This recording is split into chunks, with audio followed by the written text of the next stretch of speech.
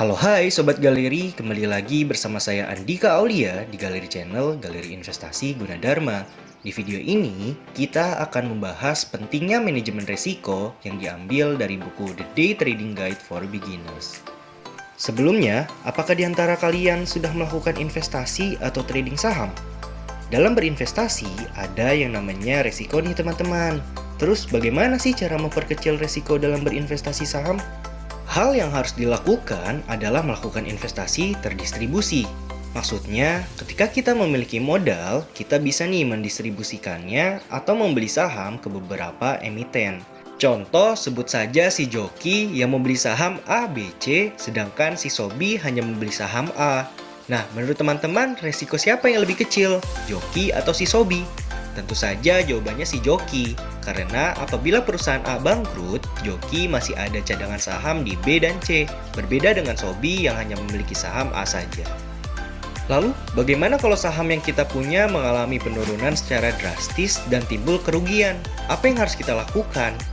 Nah, saat itu kita harus berani dalam mengambil keputusan untuk cut loss agar tidak mengalami kerugian yang lebih besar. Karena dalam dunia saham tidak mengenal belas kasihan teman-teman. Dalam trading, saat mengalami kerugian, teman-teman pasti berpikir, coba lihat kondisi sebentar lagi, atau prediksi saya mungkin tidak salah.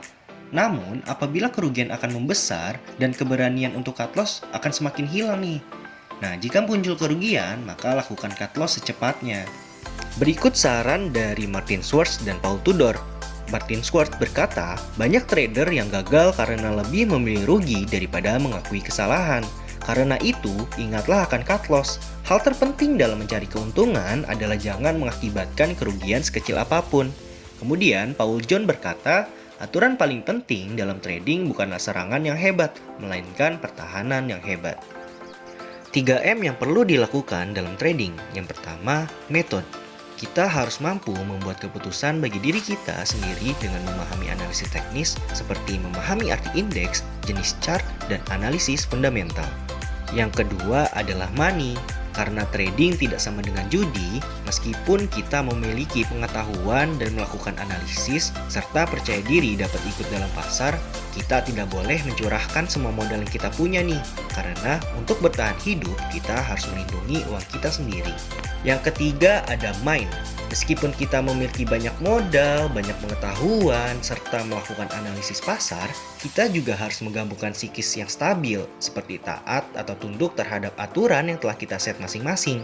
Jika tidak, keberhasilan tidak mungkin ada.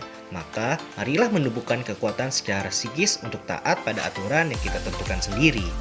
Yap, sekian sudah pembahasan kita pada kali ini. Semoga materi yang ada di video ini bisa bermanfaat buat teman-teman semua. Jangan lupa like, share, and subscribe Galeri Investasi Gunadarma. Sekian dan terima kasih.